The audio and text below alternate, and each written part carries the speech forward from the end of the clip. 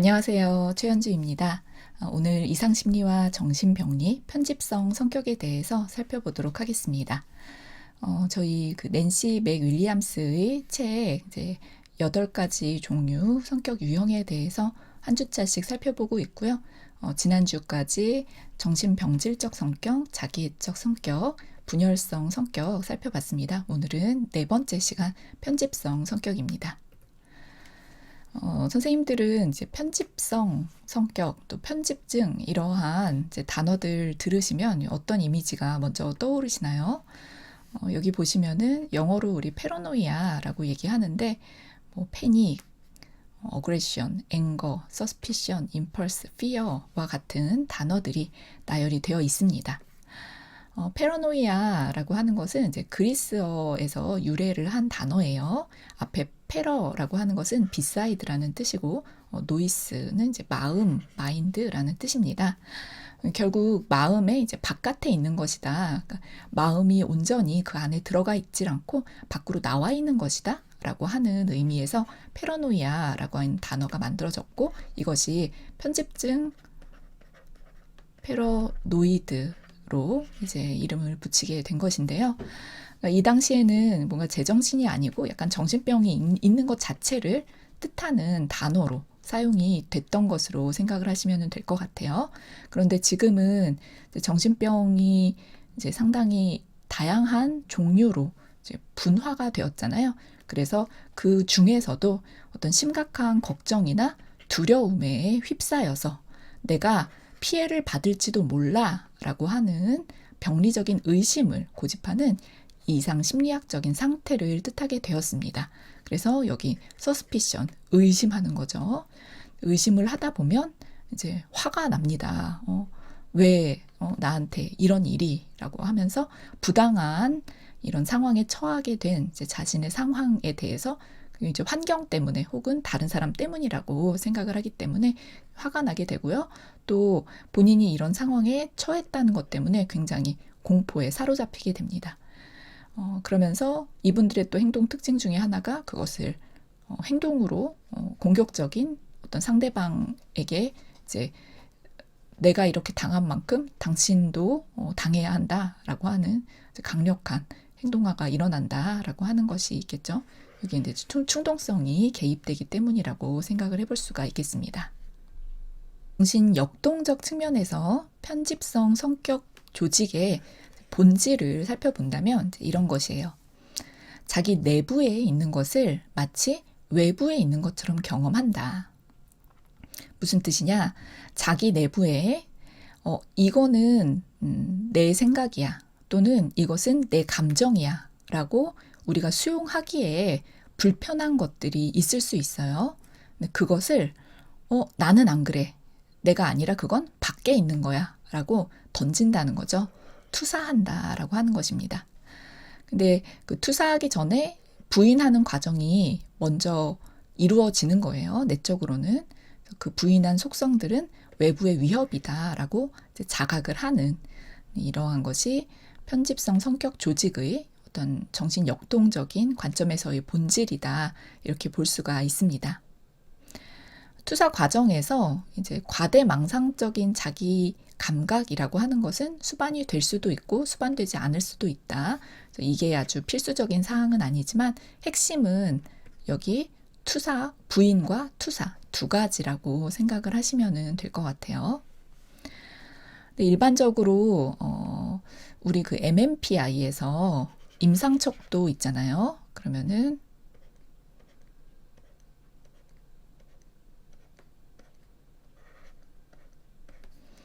여기 1, 2, 3 보통 이제 이것을 신경증 척도라고 하죠.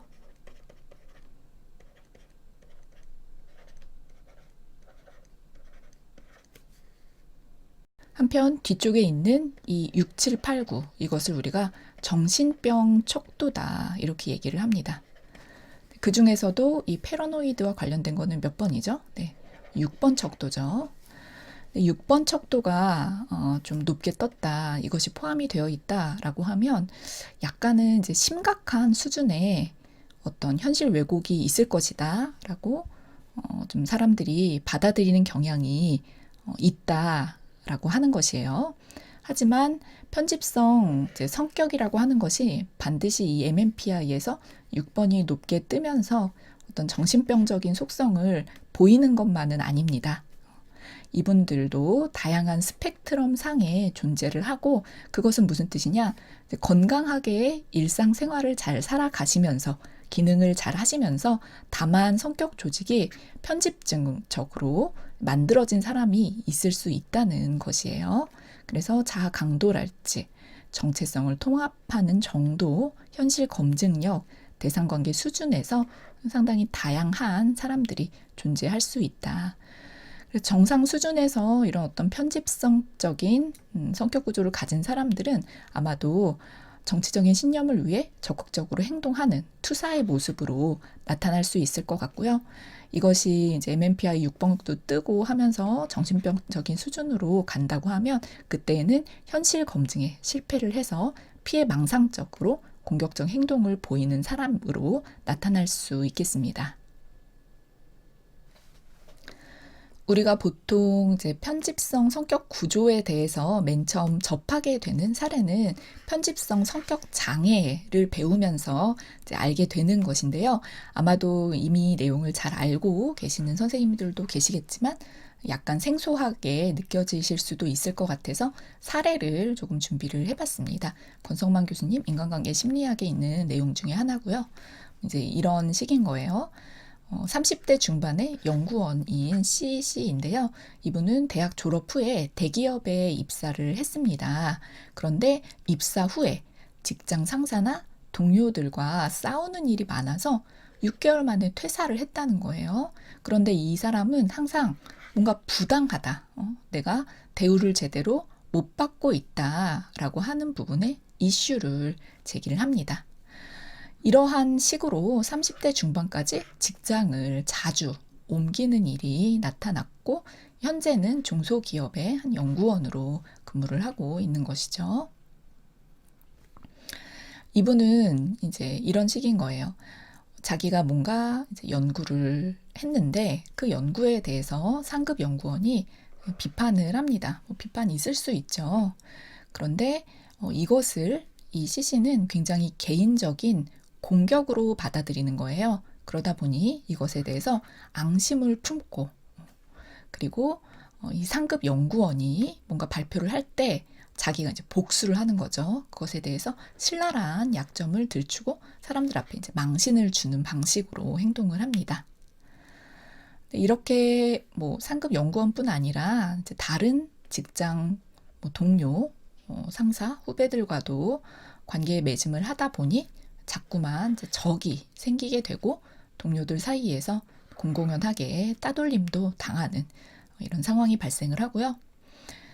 이분은 근데 지금 과거력이 계속 뭔가 문제를 일으키고, 뭐 본인이었던 아니면은 뭐 회사에서 요구를 했던 퇴사를 하고, 어쨌든 본인한테 회사 생활이 이렇게 뭔가 순탄치가 않아요. 그러니까 언제 또 해고당할지 몰라.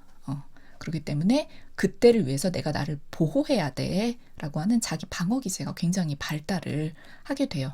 그래서 연구소의 비리를 몰래 모아놓고 해고만 해봐라, 내가 당장 소송하리라 라는 마음을 품고 살아가고 있는 것입니다.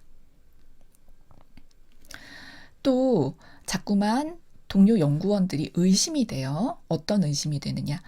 내 연구 도용하는 거 아니야? 표절하는 거 아니야?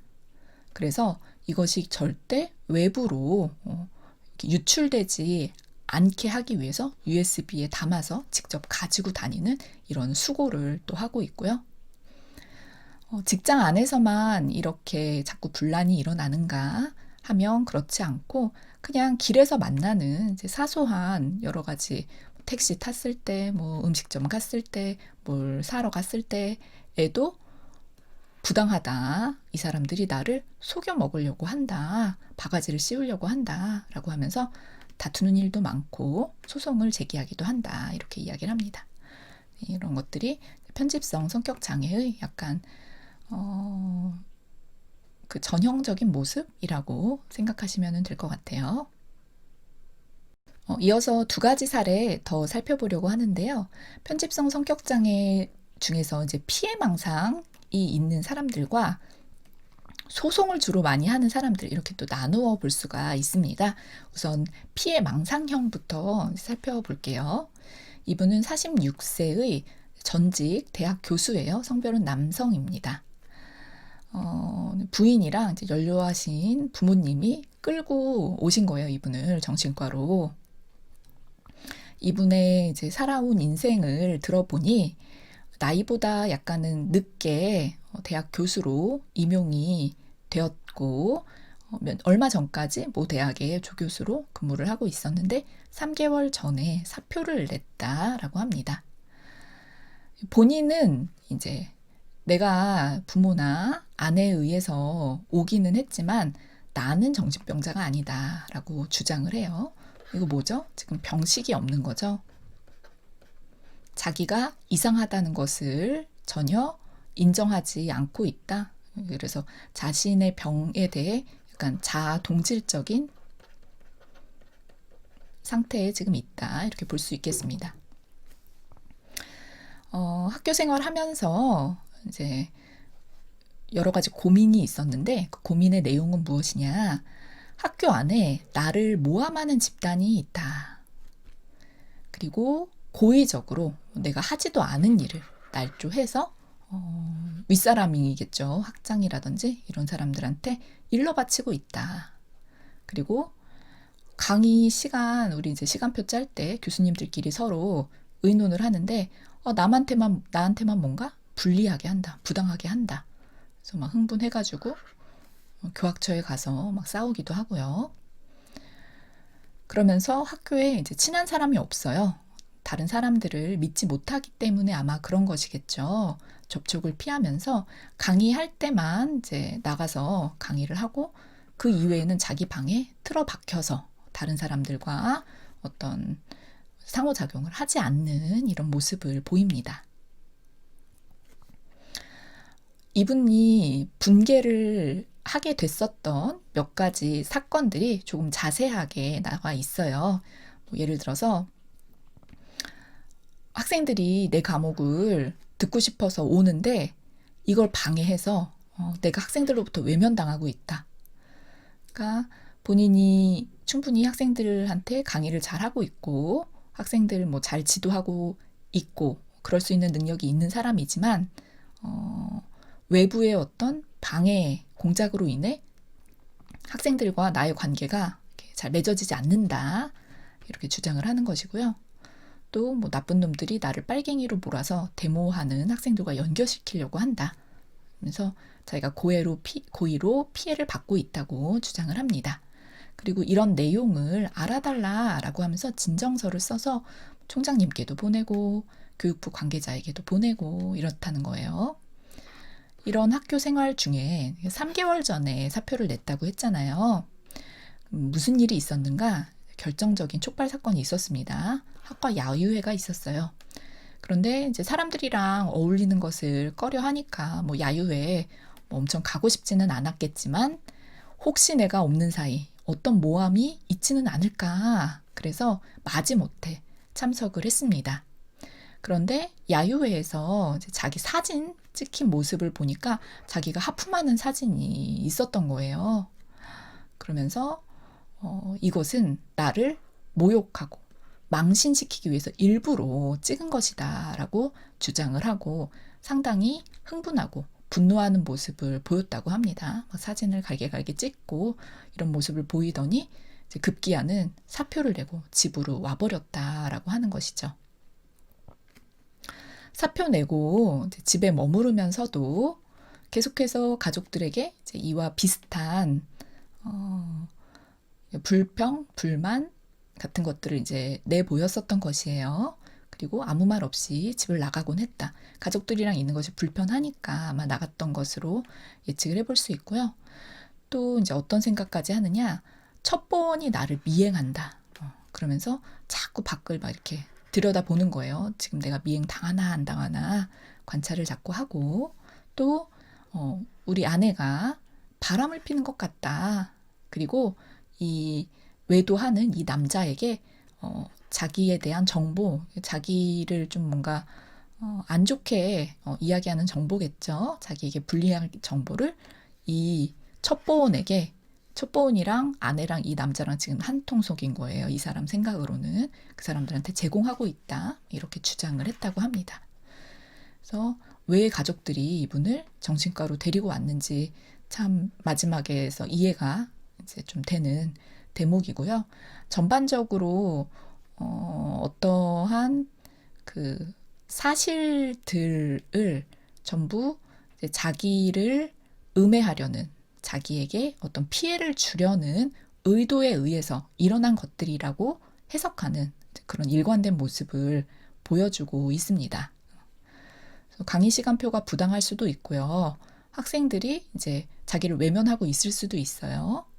그리고 뭐 하품하는 사진 찍힌 것도 사실이죠. 근데 이러한 팩트들 이면에 이것은 뭔가 나를 공격하려는 어떤 음해, 모함, 악의적인 시도다라고 가상의 어떤 인물, 집단을 이제 만들어 놓은 상태에서 이제 그에 이제 대적하려고 하는 그러한 행동으로 이제 자기가 이런 것들을 해석하는 것으로 이렇게 이해를 해볼 수가 있겠습니다. 마지막 사례는 소송형에 대한 설명인데요. 이제 자꾸 어떤 본인이 겪은 일에 대해서 부당하다고 법적으로 해결하려고 하는 그런 모습을 보이는 것이죠. 33세 남자 회사원이고요.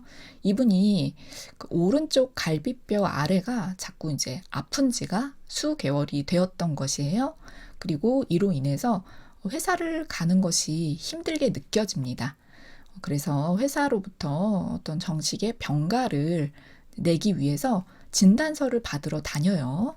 그런데 아무리 뭐 갈비뼈 관련된 그 과에 가서 검사를 받아도 병이 없는 것으로 나오는 것이에요. 그러면서 결국 이 사람들이 정신과 가보십시오 라고 이렇게 자꾸 이야기를 해서 어쩔 수 없이 정신과에 오게 된 분이십니다. 진찰을 해보니 건강염려증이라고 우리 하는 것 있죠. 그것 이외에 뭔가 특별히 이상이 있는 것은 아니다. 진단서를 어떻게 써주기가 애매하다. 이렇게 한 것이에요. 그랬더니 환자는 그래도 내가 병가를 내려면 진단서가 필요하다. 주장을 합니다. 그래서 정신과 쪽에서는 그러면은 우리 심리 검사를 좀 해보시겠어요? 이렇게 요청을 이제 해본 거예요. 제안을 해본 거예요. 그런데 아마 선생님들 아시겠지만 그 심리 검사 상당히 시간도 많이 걸리고 비용도 상당하잖아요. 그래서 이제 그것을 어느 정도 자기가 감수를 해야지 되는데 이 사람이 심리 검사 받는 것에 대해서 굉장히 거부를 합니다. 난 이미 비싼 진찰비를 냈다. 그러면 그거에 상응하는 진단서를 너희는 나에게 제공할 의무가 있다. 무슨 심리검사냐? 라고 하면서 항의를 합니다. 그랬더니 의사가 아니 우리가 그냥 이렇게 몇 번 이야기해보고 뭐 특히 정신과라고 하는 것이 눈에 보이는 질병을 하는 게 아니잖아요. 뭐 외과 이런 것들은 이렇게 들여다보고 진찰을 통해서 의견서 써줄 수 있지만 심리검사를 받아야지 제 소견서를 쓸 수가 있습니다. 그래야지 진단서 나올 수 있습니다. 설명을 하지만 거절을 자꾸 하는 거예요. 그러면서 총무과까지 찾아가서 나 진찰비 냈는데 왜 진단서 안 주냐? 라고 자꾸 이제 진찰비 나 그러면 돌려받겠다. 이렇게 주장을 하는 것이죠. 그런데 이제 지금 요즘 병원은 너무 이렇게 하면 돌려주는지는 모르겠는데 이제 이 당시에 약간 이게 오래전에 써진 사례이기 때문에 총무과에서는 거절을 한 거예요. 돌려줄 수 없다라고 했더니 병원장까지 찾아가서 또 주장을 하고 병원장도 거절을 합니다. 그랬더니 어떻게 해요? 여기서 멈추지 않죠. 의료법 위반으로 지방검찰청에 고소를 합니다. 하지만 소장은 기각이 돼요. 그러자 이 사람은 어떻게 생각합니까? 자기가 주장한 내용이 불충분하고 잘못돼서 기각된 것이다 라고는 받아들이지 않고 이거는 병원이 검찰청에 손을 쓴 거다. 그래서 내가 부당하게 이 소송이 기각된 것이다 라고 이제 억울해합니다. 그러면서 이제는 어떻게 해요? 관계기관, 언론 막 이런 데에다가 내가 억울하다라고 하는 진정서를 계속해서 발송을 하고 거듭되는 고소와 진정서 같은 것들을 통해서 병원에 지속적으로 괴로움을 주었던 이런 사례입니다. 앞선 피해 망상형에서도 비슷하게 볼 수 있듯이 이분들은 본인이 믿는 어떤 이제 가설이 있는데 이 가설을 굉장히 신봉을 해요. 그래서 이것이 혹시 잘못될 수도 있지 않을까라고 의문, 문제 제기를 하면은 이 사람에 대해서도 너도 한통속이구나 라고 하면서 이것에 대해서는 전혀 굽히려고 하는 자기의 주장을 조금 바꿔보려고 하는 태도를 보이지 않는다라고 하는 것이죠. 그러면 이 사람들은 왜 이렇게 강력한 신념을 가지고 행동하는가 우리가 상당히 궁금할 수가 있는데 이것을 정신역동적인 관점에서는 어떻게 바라보는지 살펴보도록 하겠습니다.